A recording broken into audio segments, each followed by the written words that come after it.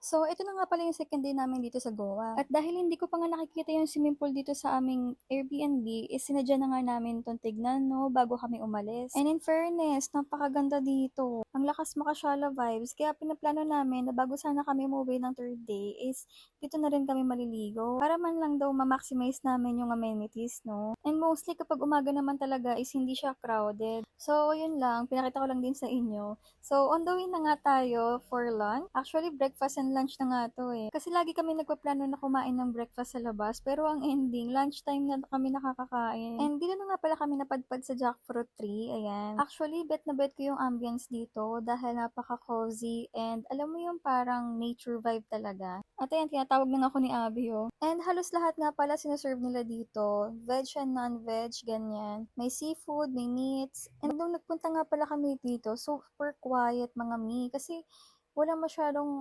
customer. And halos kami lang din natitira dito sa resto ng mga time na to. So ayun, solong-solo talaga namin. See? You know how to play? Yeah, but I don't know. It's just like billiards, but without a stick.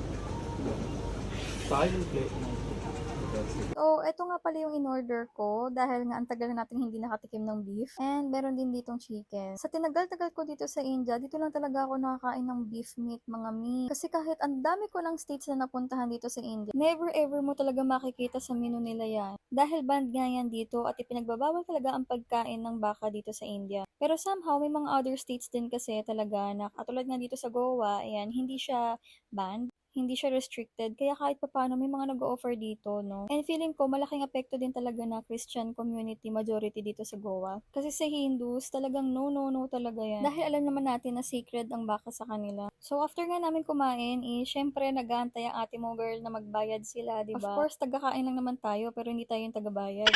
And while on the way nga pala kami somewhere is, nadaanan nga pala namin tong Thunder World Goa. And na-curious din kami. So, tinignan namin kung anong meron dito sa loob. At di ba, para kaming mga nag-field trip. Kasi somewhat educational kineme pala to, about science, ganyan. More on electric theme park, ganun. Tapos after nila maglaro dyan, ayan, napagtripan nila ako na itry ko daw to. And nabudol nga ang auntie niya.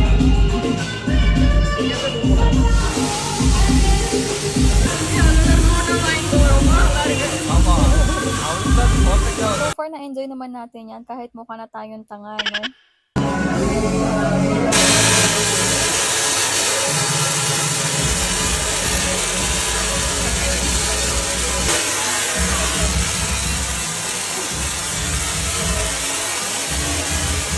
And bukod pa nga dyan is madami pang activities gaya nito. And meron din part dito na para kang si Thor.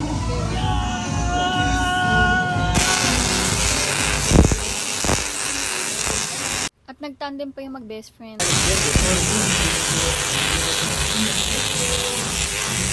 So, ayan lang yung mga mostly na may experience nyo dito sa Thunderworld sa Goa. And after nga pala nito is parang meron silang show dito kung saan ay nagpa-perform si Kuya. And ang tawag nga pala sa kanya dito is Electric Man. Tinapos lang namin tong show na to and then umalis na din kami kasi ang pupuntahan talaga namin is yung Goa Snow Park. Dahil nga daw napakainit ng panahon dito, so napag-decide namin na dun kami mag-stay hanggang maggabi. So abangan nyo yung mga next upload ko at dun ko i-share sa inyo kung ano yung mga kaganapan dito sa loob ng Snow Park. Bye!